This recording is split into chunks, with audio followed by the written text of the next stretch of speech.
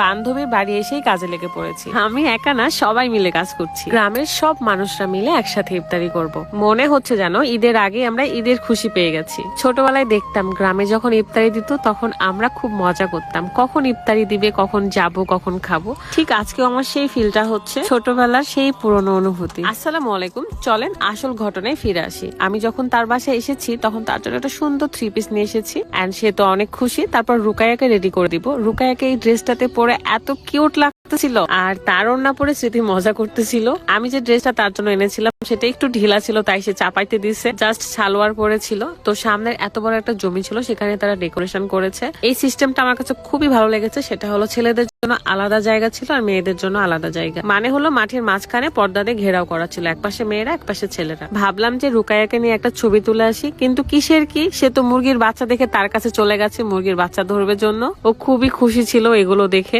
মাশাআল্লাহ, অনেক ভালো লাগছে। স্মৃতি তার গ্রামে এত এত মানুষের জন্য ইফতারির আয়োজন করেছে, আর সেখানে আমিও থাকতে পারবো, আমিও সবার সাথে ইফতারি করতে পারবো ভেবেই ভালো লাগছিল। একসাথে যখন হয়েছি অনেকদিন পর, 2-1টা ছবি ভিডিও না করলে কি হয়। বাই দা ওয়ে, আমার এই সুন্দর ড্রেসটা আপনারা পেয়ে যাচ্ছেন unique collection BD Facebook page থেকে। পেজটা ক্যাপশনে দেওয়া আছে, চেক করে নেবেন। অনেক সুন্দর সুন্দর ড্রেস আছে, আপনারা জাস্ট পছন্দ করবেন এন্ড ঈদের শপিং করে ফেলবেন। ছোটবেলায় যখন দেখতাম আমাদের গ্রামে ইফতারি দিত, সেখানে আইটেম থাকতো হচ্ছে ভাত আর মাছ দিয়ে আলু ঘাটি।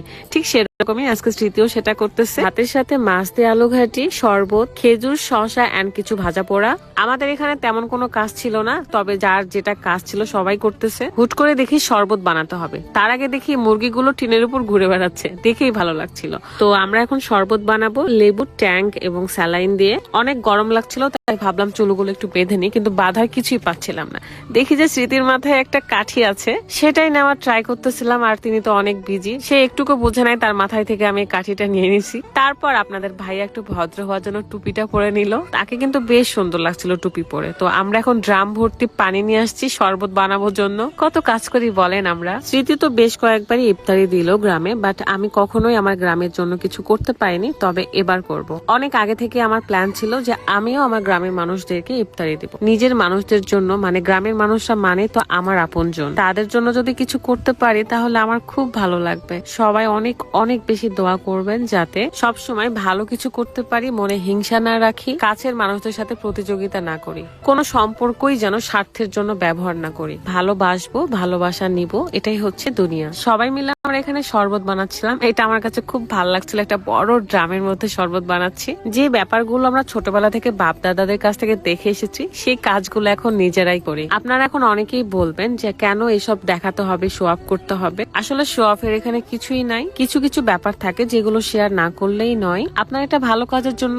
আপনাকে দেখে আরো কিছু মানুষ ইন্সপায়ার হবে। সবকিছু যে দেখায় এমন কিন্তু নয়, কিছু কিছুই শুধু আপনারা দেখেন, আরো কিছু থাকে যা কখনো জানানো হয়নি আর কেউ জানবেও না। আমি বিগ ফ্যান। বিগ ফ্যান আপনি? আমি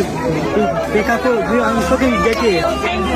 বাগমারাতে এসেছি এন্ড এখানে এসে অনেক অনেক ভালোবাসা পেলাম। আপনারা যে আমাকে এত ভালোবাসেন, আমাদেরকে এত ভালোবাসেন, এটা ভেবেই শান্তি লাগে। আলু ঘাটিটার যে কি স্বাদ, আমি তো বাসায় নিয়ে যাব বলেই দিয়েছি আন্টিকে যে আন্টি আমার জন্য রাখতে হবে একবার। পঞ্চায়েতের আলু ঘাটি সবসময় অনেক মজা হয়। তো প্রায় ইফতারির সময় চলে এসেছে, আর এই সময় কিন্তু তাড়াহুড়ো লেগে গেছে কাজের। আরো আমার মেয়ের মনে হচ্ছে খেলা শেষই হচ্ছে না, এখানে দৌড়াই ওখানে দৌড়াই। তারপর সবাই মিলে আমরা ঘরে চলে যাই, কারণ বাইরে বসার মতো পরিস্থিতি ছিল না। একটা কিউট বাচ্চা ছিল যে আমার কোলে চুপ করে এসে বসেছিল, আর আমি তাকে আদর করতেছিলাম। বাচ্চাদের আমি অনেক অনেক বেশি ভালোবাসি, আদর করি। জানি না কেন বাবু দেখলে আমার অনেক মায়া লাগে। সবকিছুর জন্যই আলহামদুলিল্লাহ। আপনারা স্মৃতির জন্য অনেক দোয়া করবেন, সে যেন আরো অনেক অনেক বড় হয়। সবাই যেন যে যার জায়গা থেকে ভালো থাকে, সুস্থ থাকে, এই দোয়াই করব। আজকের দিনটা খুব ভালো কেটেছে, খুব শান্তি লেগেছে আমার। কে কয়দিন বেঁচে থাকে বলেন, সবাই মিলে একসাথে থাকবো, আনন্দ করব, কাজ করব, একে অপরের পাশে থাকবো, এটাই তো জীবন। সবাই ভালো থাকবেন, সুস্থ থাকবেন। আজকের মতো বিদায় নিচ্ছি, আল্লাহ হাফেজ।